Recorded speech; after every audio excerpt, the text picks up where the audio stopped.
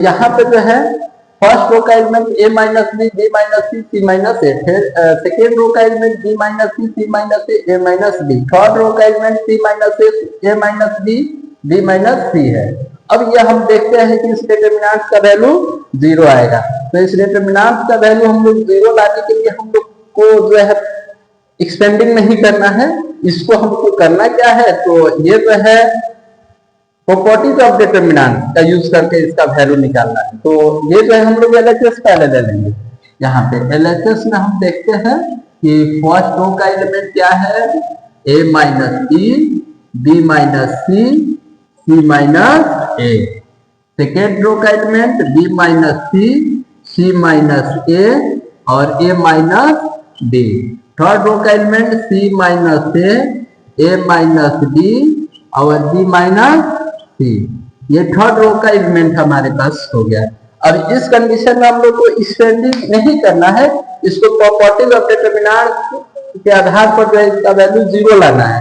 हम लोग ये जाने कि तो किसी डिटरमिनेंट का वैल्यू 0 कब आता है, जब उसके दो रो और दो कॉलम क्या हो, आइडेंटिकल हो जाए, या दो रो या दो कॉलम का एलिमेंट जो है प्रोपोर्शनल हो जाए, या एक रो या एक कॉलम का सभी एलिमेंट 0 हो जाए, तो उस स्थिति में जो है हम उस डिटरमिनेंट का वैल्यू 0 ला सकते हैं। तो अब यहाँ पे मेरा काम ये है कि या तो दो रो या दो कॉलम के एलिमेंट को आइडेंटिकल बना देना, या दो रो या दो कॉलम के एलिमेंट को प्रोपोर्शनल बना देना, या दो किसी एक रो या एक कॉलम के सभी एलिमेंट को 0 ला देना।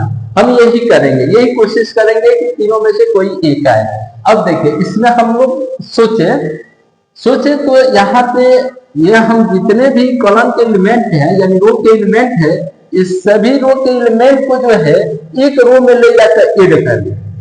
जैसे a minus B plus B minus C plus C minus A, यानी R1 को R2 को और R3 को एक साथ जोड़ दें। देखो a minus B a plus में माइनस में कट जाएगा, b माइनस में प्लस में कट जाएगा, c माइनस में प्लस में है ये कट जाएगा, 0 हो जाएगा। तो यही हम लोग करेंगे, या इसको ऐसे भी करके देख सकते हैं, a माइनस में यानी C1 को C2 को C3 को एक साथ ऐड करें, a minus B plus B minus C plus C minus ए।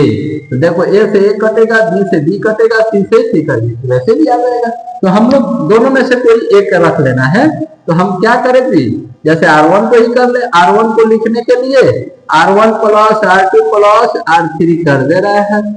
अब यहाँ पे जो है ये सबको ऐड कर रहा है एक साथ। तो देखो a minus B plus B minus C plus C minus A, तो a से a कटा, b से b कट गया, कैंसिल हो गया, c से c कैंसिल हो गया, क्योंकि प्लस माइनस में आ रहा है, तो यहाँ पे 0 हो जाएगा। उसी तरह से यहाँ पे भी देखिए b minus C plus C minus A plus A minus B, तो b प्लस में माइनस में कैंसिल हो जाएगा, c माइनस में प्लस में कैंसिल हो जाएगा, a माइनस में प्लस में कैंसिल हो जाएगा, यानी यहाँ पे भी 0 आएगा।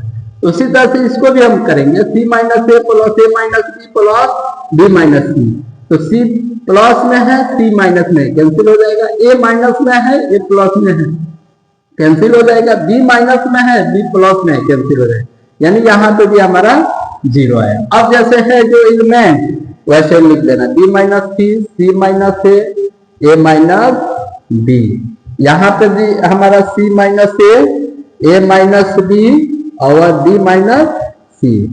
अब ये जो है देखिए फर्स्ट रो का सभी एलिमेंट 0 है, तो इसका वैल्यू क्या हो जाएगा 0। यही हमारा RHS है, प्रूव करना है। तो देखिए बच्चों कितना आसान है प्रॉपर्टीज ऑफ डिटरमिनेंट्स में हम लोग को सॉल्व करना, केवल प्रॉपर्टीज को ध्यान में रख के इसको सॉल्व कर लेना है, और ऐसे आपको बोर्ड एग्जाम में क्वेश्चन आना ही है। तो ये चीजों को हम लोग को ध्यान में रख के चलना है। चलिए आइए हम एक और आगे क्वेश्चन देखते हैं प्रॉपर्टीज ऑफ डिटरमिनेंट्स पर जो है